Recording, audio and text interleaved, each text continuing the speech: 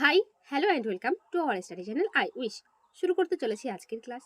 আজকের ক্লাসের আলোচনার বিষয় হলো ভারতের ইতিহাসে গান্ধীজির উত্থান। তো গান্ধীজি 1869 খ্রিস্টাব্দে 2রা অক্টোবর গুজরাটের পোরবন্দর শহরে জন্মগ্রহণ করেন। গান্ধীজির প্রাথমিক নাম ছিল করমচাঁদ গান্ধী। যেহেতু তিনি অহিংসায় বিশ্বাসী ছিলেন, তিনি সর্বদা অহিংসার পথ অবলম্বন করেছেন, সেহেতু আমরা তার জন্মদিনে 2রা অক্টোবর আন্তর্জাতিক অহিংসা দিবস পালন করি। তার পিতার নাম কাবা গান্ধী, মাতা পুতুলিবাই, স্ত্রী কস্তুরবাই, পুত্র হরিলাল, মণিলাল, রামদাস, দেবদাস। তিনি ইংল্যান্ডে আইন বিষয়ে পড়াশোনা করতে যান 1888 খ্রিস্টাব্দে। পড়াশোনা কমপ্লিট করে ফিরে আসেন তিনি 1891 খ্রিস্টাব্দে। তো পড়াশোনা কমপ্লিট করার পর কি করবেন তিনি প্র্যাকটিস করবেন, তিনি কেস লড়বেন। তো তিনি একটার পর একটা কেসে ব্যর্থ হতে থাকেন। ফলে রাজকোট আইন ব্যবস্থায় তিনি ব্যর্থ হন। একটা জবলেস অবস্থায় তিনি আইন বিষয়ে পাস তো করেছেন, বাট কোনো কাজ পাচ্ছেন না। তার ঠিক 2 বছর পর 1893 খ্রিস্টাব্দে তার কাছে একটা কাজ আসে। দাদা আত্তা বদুল্লার আইনজীবী হিসাবে তিনি মামলা লড়তে যান দক্ষিণ আফ্রিকায়। সেখানে গিয়ে তিনি দেখেন যে দক্ষিণ আফ্রিকায় প্রচুর কর্মসূত্রে আগত এশিয়া মহাদেশের শ্রমিকরা আছে, যার মধ্যে ভারতের মানুষও আছে। তো তাদেরকে তিনি সাহায্য করতে থাকেন। কেমন? ধরো কেউ বাড়িতে চিঠি লিখবে, সেক্ষেত্রে তাদেরকে সাহায্য করতে থাকেন।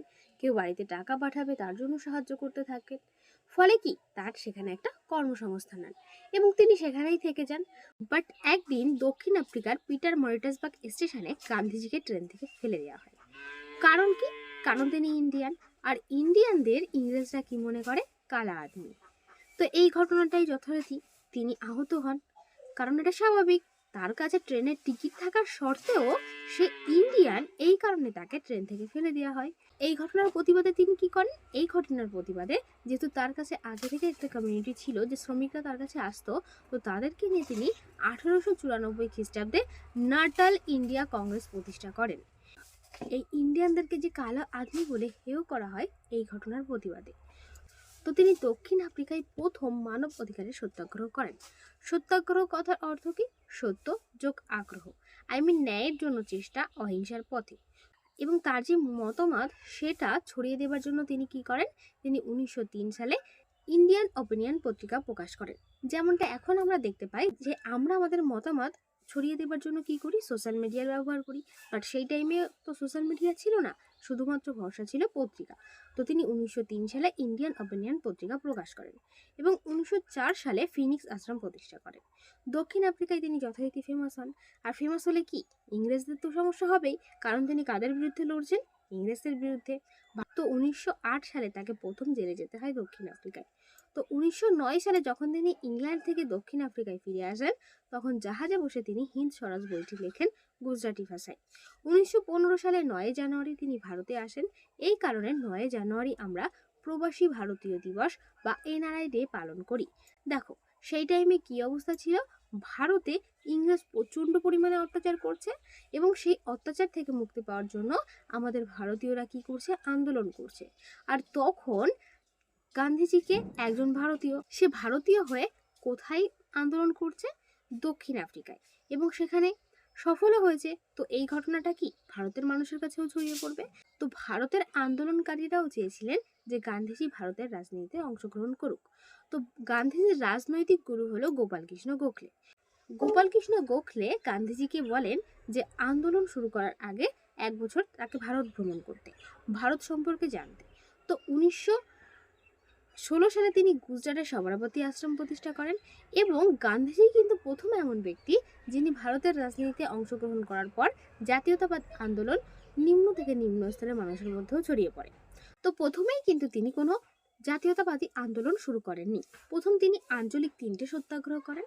সেই সত্যাগ্রহগুলি হলো চম্পারণের সত্যাগ্রহ, আহমেদাবাদের শ্রমিক ধর্মঘট এবং খেদা জেলার সত্যাগ্রহ। তো চম্পারণের সত্যাগ্রহটা কি? দেখো, চম্পারণের সত্যাগ্রহ ঘটে 1917 সালে। চম্পারণ বিহারে অবস্থিত। তো এখানের চাষিদের জোর করে নীল চাষ করানো হতো। কত না 20-3 অংশ, 20 কাঠায় কি 1 বিঘে, তার মধ্যে 3 কাঠায় তোমাকে নীল চাষ করতেই হবে। এবং ইউরোপ বণিকরা যেই দামটা নির্ধারণ করবে সেই দামেই বিক্রি করতে হবে, এইটাই ছিল চম্পারণের সমস্যা। তো রাজকুমার শুক্লা গান্ধীজিকে অনুরোধ করেন চম্পারণের এই সমস্যাটা একটু দেখার জন্য। গান্ধীজি যখন বিষয়টি তদন্ত করার জন্য সেখানে পৌঁছান, তখন ইংরেজ তাকে সেই স্থান ত্যাগ করতে বলেন। বাট গান্ধীজি কি ত্যাগ করবে না, ফলে কি তাকে ইংরেজদের একটা শাস্তির সম্মুখীন হতে হয়।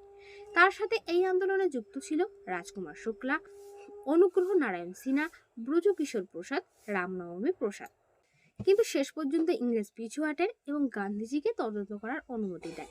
একটা তদন্ত কমিটি গঠন করা হয়, যে কমিটির একজন সদস্য হিসেবে নিযুক্ত করা হয় গান্ধীজিকে, এবং তদন্তের ফলাফল হিসাবে 3 কাঠিয়া প্রথা রদ করা হয় এবং কৃষকদের কাছ থেকে যে অন্যায্য পাওনা আদায় করেছিল তার জন্য 35% ক্ষতিপূরণ দিতে হয় ইংরেজদেরকে। তো এটাই কিন্তু প্রথম কোনো ঘটনা যেখানে ইংরেজরা ক্ষতিপূরণ দিচ্ছে। এতদিন কি হয়েছে, ইংরেজরা শুধু নিয়েছে ভারতীয়দের কাছ থেকে, বাট এই প্রথম ঘটনা যে ইংরেজরা ক্ষতিপূরণ দিচ্ছে।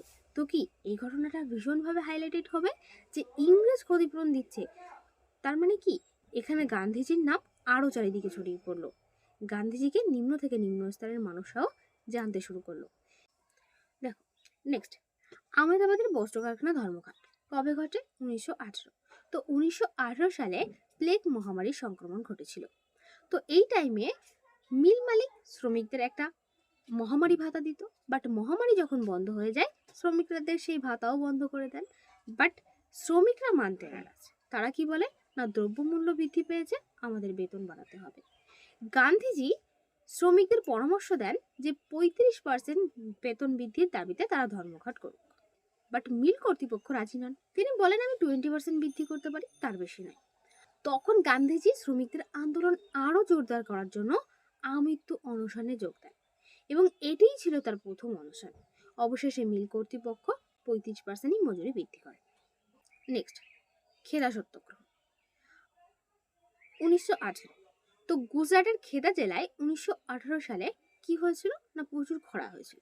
খরা হলে কি শস্য ঠিকঠাক উৎপাদন হবে না, এবং রাজস্ব আইন অনুযায়ী যদি ফসলের স্বাভাবিক উৎপাদন 1/4 অংশের নিচে দাঁড়ায় তাহলে কৃষকদের আর রাজস্ব দিতে হয় না। বাট কর্তৃপক্ষ ছাড় দিতে নারাজ, না আমাদের রাজস্ব দিতেই হবে। তখন গান্ধীজি কৃষকদের কি বলেন? কৃষকদের বলেন যে কেউ রাজস্ব দেবে না, এবং শেষ পর্যন্ত সরকার নথি স্বীকার করেন। এবং এই আন্দোলনে গান্ধীজির সঙ্গে যুক্ত ছিলেন সর্দার বল্লভভাই প্যাটেল, মোহনলাল পান্ডে, রবিশঙ্কর ব্যাস, ইন্দুলাল ইয়াগানিক,